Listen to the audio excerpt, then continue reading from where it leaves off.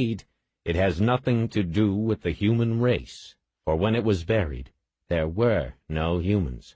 You see, it is approximately 3 million years old. What you are now looking at is the first evidence of intelligent life beyond the Earth. Chapter 12. Journey by Earthlight. Macrocrater Province extends south from near center of visible face of moon, east of central crater province, densely packed with impact craters, many large and including the largest on moon. In north, some craters fractured from impact forming mare imbrium. Rough surfaces almost everywhere except for some crater bottoms. Most surfaces in slopes, mostly 10 degrees to 12 degrees. Some crater bottoms nearly level. Landing and movement.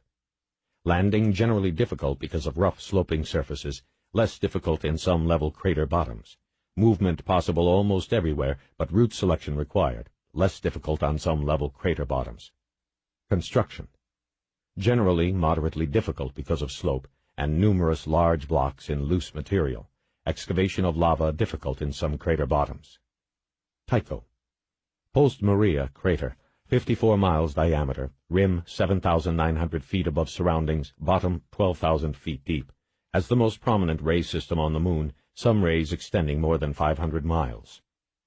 Extract from Engineers Special Study of the Surface of the Moon, Office Chief of Engineers, Department of the Army, U.S. Geological Survey, Washington, 1961. The mobile lab, now rolling across the crater plain at 50 miles an hour, looked rather like an outsized trailer mounted on 8 flex wheels. But it was very much more than this.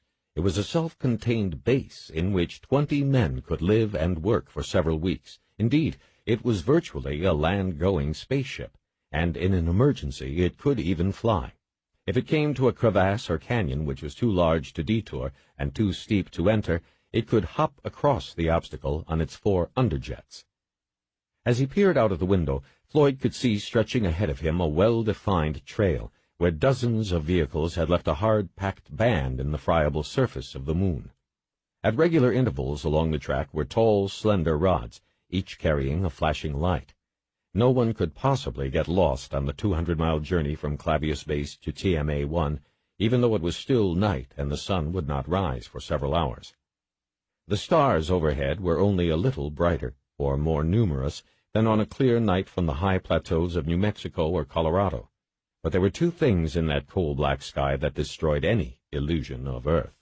The first was Earth itself, a blazing beacon hanging above the northern horizon. The light pouring down from the giant half-globe was dozens of times more brilliant than the full moon, and it covered all this land with a cold blue-green phosphorescence.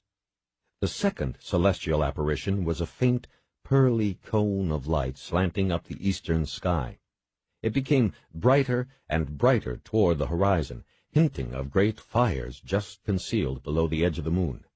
Here was a pale glory that no man had ever seen from Earth, save during the few moments of a total eclipse. It was the corona, harbinger of the lunar dawn, giving notice that before long the sun would smite this sleeping land. As he sat with Halverson and Michaels in the forward observation lounge, immediately beneath the driver's position, Floyd found his thoughts turning again and again to the 3-million-year-wide gulf that had just opened up before him. Like all scientifically literate men, he was used to considering far longer periods of time, but they had concerned only the movements of stars and the slow cycles of the inanimate universe.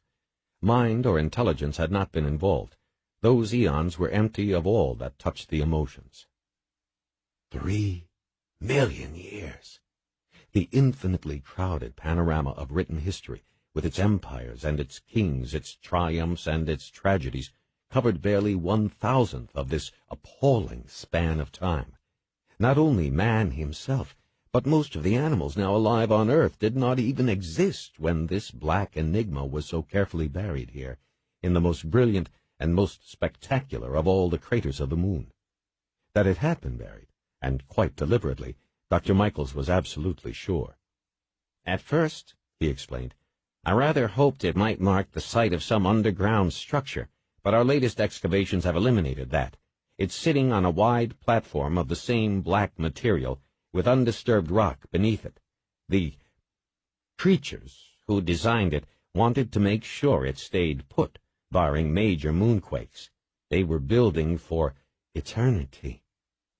There was triumph and yet sadness in Michael's voice, and Floyd could share both emotions. At last, one of man's oldest questions had been answered. Here was the proof, beyond all shadow of doubt, that his was not the only intelligence that the universe had brought forth. But with that knowledge there came again an aching awareness of the immensity of time. Whatever had passed this way had missed mankind by 100,000 generations. Perhaps, Floyd told himself, it was just as well. And yet, what we might have learned from creatures who could cross space while our ancestors were still living in trees. A few hundred yards ahead, a signpost was coming up over the moon's strangely close horizon. At its base was a tent-shaped structure covered with shining silver foil, obviously for protection against the fierce heat of day. As the bus rolled by, Floyd was able to read in the brilliant earthlight, Emergency Depot Number 3, 20 kilos locks, 10 kilos water, 20 food packs, MK4, 1 toolkit Type B, 1 suit repair outfit, telephone. "Have you thought of that?" asked Floyd, pointing out of the window. "Suppose